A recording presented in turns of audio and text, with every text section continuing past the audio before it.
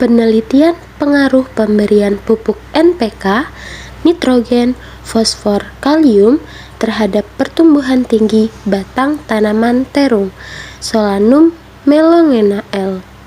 oleh Yuwita Amelia Yanwarahma dari kelas 12 MIPA 2. Latar belakang. Terung Solanum melongena L adalah salah satu produk tanaman hortikultura yang sudah banyak tersebar di Indonesia. Tanaman ini berasal dari Sri Lanka dan India. Terung salah satu sayuran yang banyak digemari oleh masyarakat Indonesia yang pada umumnya karena buahnya mempunyai keanekaragaman warna, yakni ungu, hijau, dan putih. Manfaat terung bagi kesehatan menurut Rukmana 1994 menyatakan bahwa terung akan kaya vitamin C, K, B6, tiamin, niacin, magnesium, fosfor, tembaga, serat, asam folat, kalium, dan mangan.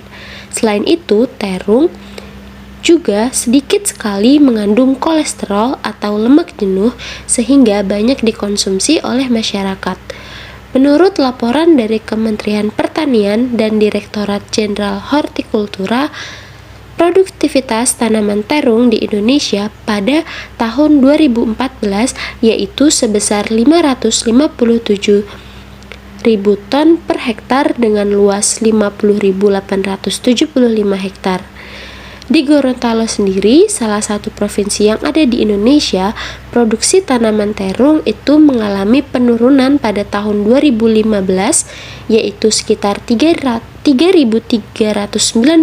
kuintal per hektar, dan pada tahun 2016 yaitu sebesar 2.639 kuintal per hektar.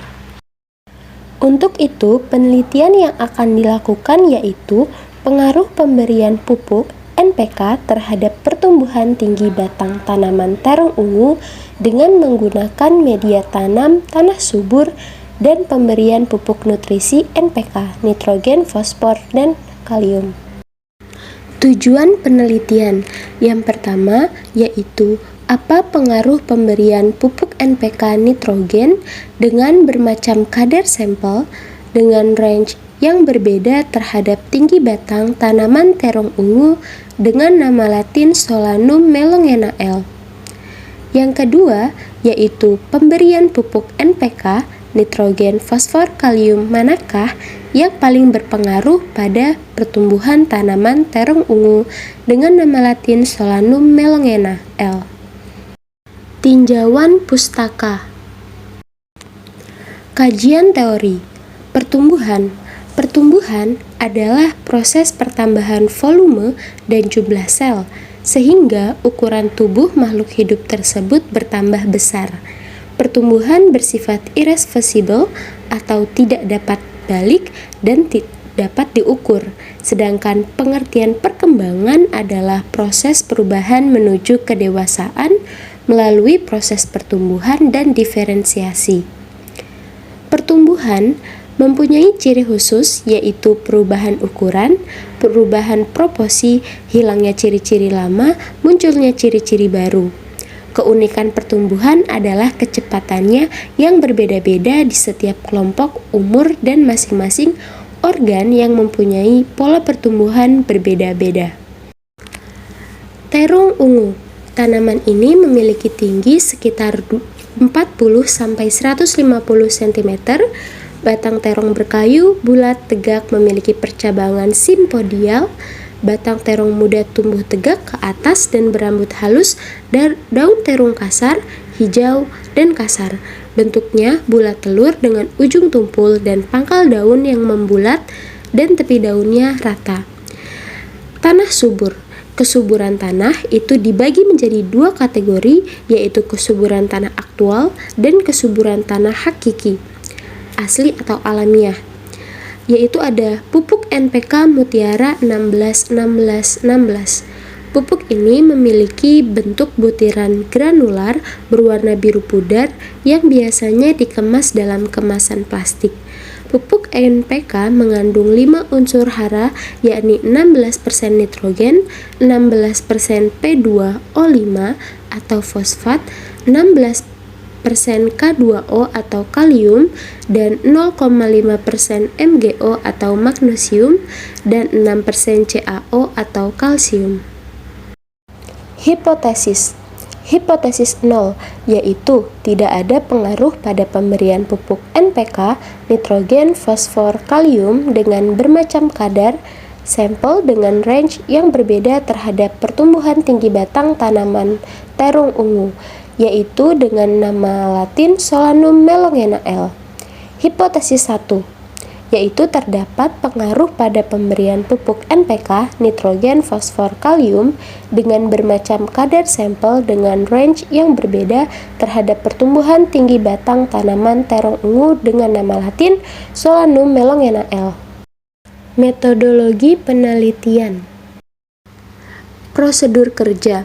Yang pertama, larutkan pupuk nutrisi NPK ke sampel A sebanyak 5 gram, B 10 gram, C 15 gram dalam air dengan suhu ruangan dengan volume 250 ml dan ditaruh di tempat dengan suhu udara cahaya yang sama. Prosedur kedua yaitu siramkan pupuk nutrisi NPK sebanyak pada sampel A 5 gram, B 10 gram, C 15 gram yang sudah larut ke pot pada sampel A, B, dan C. Yang ketiga, setelah itu tabur bibit dari terong ungu ke pot sampel A dan beri sedikit percikan air.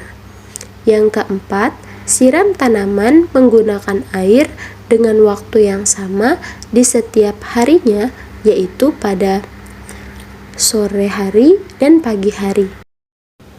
Variabel. Yang pertama ada variabel bebas. Variabel bebasnya yaitu pupuk nutrisi NPK dan tanah subur. Untuk pupuk nutrisi NPK pada setiap sampel itu berbeda, yaitu sampel A dengan sebanyak 5 gram pupuk NPK, sampel B 10 gram, dan sampel C 15 gram. Dengan tanah subur di setiap potnya itu sama, yaitu sebesar atau sebanyak 600 gram. Lalu variabel terikat, yaitu tinggi batang tanaman terong ungu yang akan diamati atau diambil data setiap 4 hari sekali sampai hari ke-20. Berarti terdapat 5 sampel atau 5 data dari pengamatan, yaitu ada variabel kontrol, air, suhu, dan cahaya matahari dengan situasi yang sama. Video kegiatan penelitian. Alat dan bahan. Alat: 3 buah pot, 1 cetok, gelas yang dapat mengisi air sebesar 250 ml air, dan timbangan gramasi. Bahan yang digunakan dalam penelitian yaitu bibit terong ungu, tanah subur, pupuk nutrisi NPK, dan air. Prosedur kerja penelitian mengenai pengaruh pupuk NPK yaitu nitrogen, fosfor, kalium terhadap tinggi batang tanaman terung. Langkah pertama yang akan dilakukan yaitu memberi tanda dengan memberi kode sampel pada setiap sampel pot. Kode sampel yang saya gunakan yaitu kode sampel huruf A, B, dan C. Masukkan media tanam tanah subur sebanyak 600 gram pada masing-masing pot sampel yaitu A, B, dan C dengan ukuran diameter pot yaitu sebesar 21 cm. Berikan pupuk NPK sebanyak 5 gram yang telah dilarutkan dengan air dengan volume air yaitu 250 ml ke media tanam tanah subur.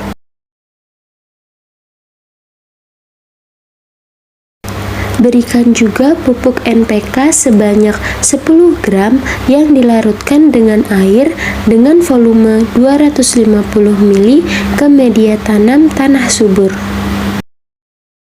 Lalu Lalu, berikan juga pupuk NPK sebanyak 15 gram pada sampel C yang telah dilarutkan dengan air dengan volume air yaitu 250 ml ke media tanam tanah subur.